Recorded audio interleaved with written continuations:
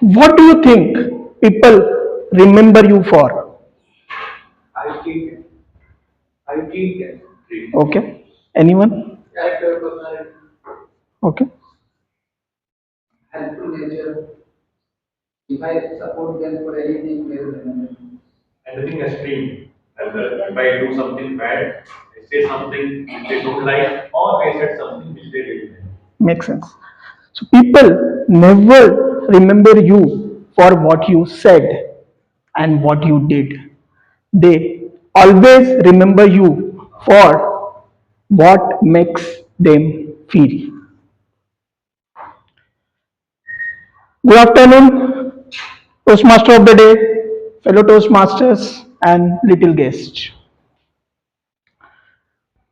There are multiple communication styles.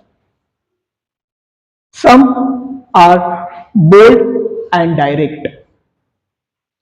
Some are logical and analytical. Some are warm and supportive, while the some are lively and expressive. Let me give you the details of all the styles in quick. Direct communication style. It is to the point and very precise. But with this style, sometimes feel like a bossy and managerial style. The next style is logical, which is analytical, data driven. But the problem with this style, sometimes the decision occur very late. The next style is supportive, where you are calm, composed, and encouraging to others, but most of the time this style considered or taken for the granted. Expressive is the fourth style, where it is encouraging, creative, and energetic, but most of the time seems disorganized. What do you think is my communication style? Any guesses? Supportive, Okay. Let's wait. Let me tell you a story from my office which happened 6 months back. As the appraisal period is now on the way, and suddenly everyone is getting active to show up the progress, to stand out in front of the manager. But my colleague Raghav was active from last 6 months.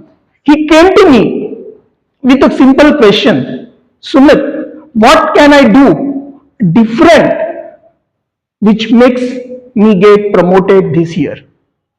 We don't have anything new in our project. Can you tell me? As this question, most of the time, as a manager, you people face. And as a supportive leader and a mentor, I take him to the conference room and suggested him a small story. A story of a businessman with three kids. As a businessman is growing older and he become cautious like who will be my next successor of the business. He suggested one challenge to all his three sons. The challenge is to sell comb to the Buddhist monastery on the top of the hill. The monks are blade, they don't have hairs. All the three sons were surprised.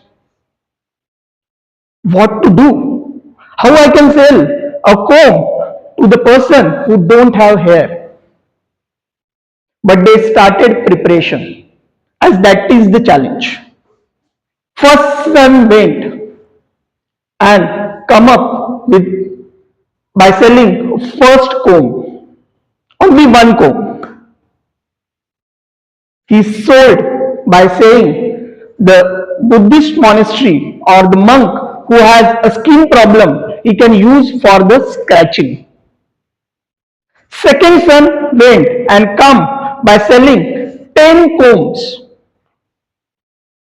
and he sold by giving the story as the visitors who are climbing to the top of the mountain, they can make up their hair by putting this comb on the entrance gate. But the third son came with sold 1000 comb. What do you think? How he succeed by selling 1000 comb? He sold those 1000 comb by knowing the true mission of the monk.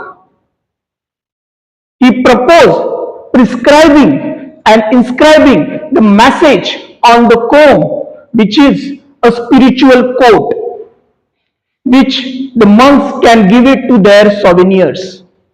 So the visitor, whenever they use to make their comb, they can read the message and know the learning of the Buddha.